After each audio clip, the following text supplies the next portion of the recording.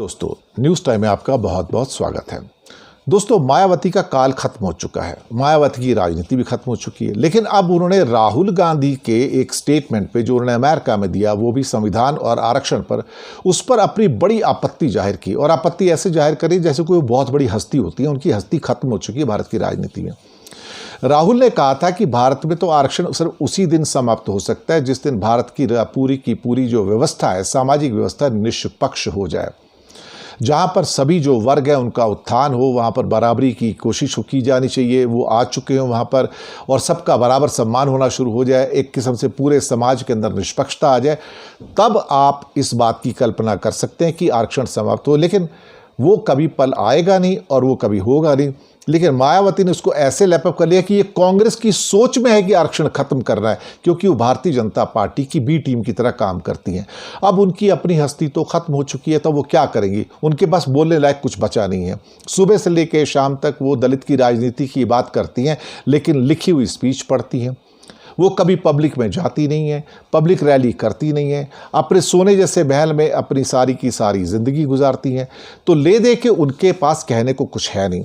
अब वो खुश करना चाहती हैं बीजेपी को बोल के कि देखो, मैंने राहुल को क्रिटिसाइज़ किया, मैं तुम्हारे साथ खड़ी हूँ। लेकिन अप्रासंगिक हो चुकी हैं भारत की राजनीति में मायावती पूर्ण रूप से। अब उन्हें कोई पूछता नहीं है। अगर पिछले विधानसभा इलेक्शन देखे जाए तो वहाँ पर उनको 400 में से 1 सीट मिली थी, 1 सीट।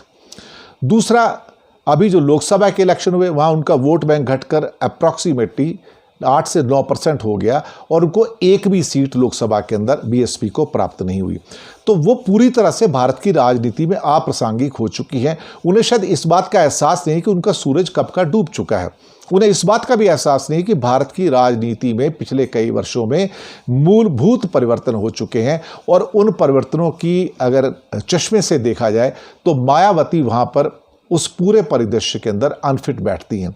लेकिन हाँ, राहुल को कंडेम करके या क्रिटिसाइज करके उनको कुछ मिल जाएगा, मुझे इस पे बहुत सारा डाउट है, क्योंकि वो सफल तो हो नहीं सकती। जब वो सफल ही नहीं हो पाएगी तो क्या करेंगी?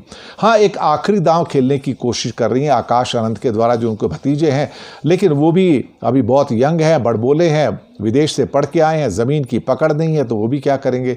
तो मायावती की जो दलित राजनीति है, जाटव राजनीति है, उसका कार्यकाल लगभग समाप्त हो चुका है।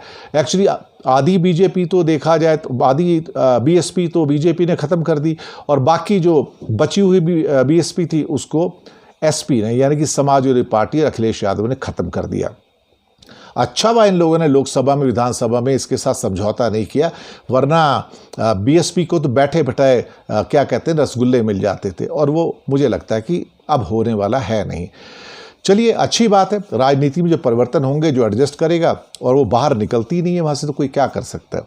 पर फिलहाल उनका राहुल के बारे में कहना और क्रिटिसिज्म करना है कि वो आरक्षण खत्म करना चाहती है कांग्रेस, लगता है कि एक लॉस्ट बैटल के अंदर एक आखिरी तीर चलाने वाली बात है, लेकिन उन तीरों में अब कोई दम बचा नहीं है। बहुत बहुत शुक्रिया आप सबका।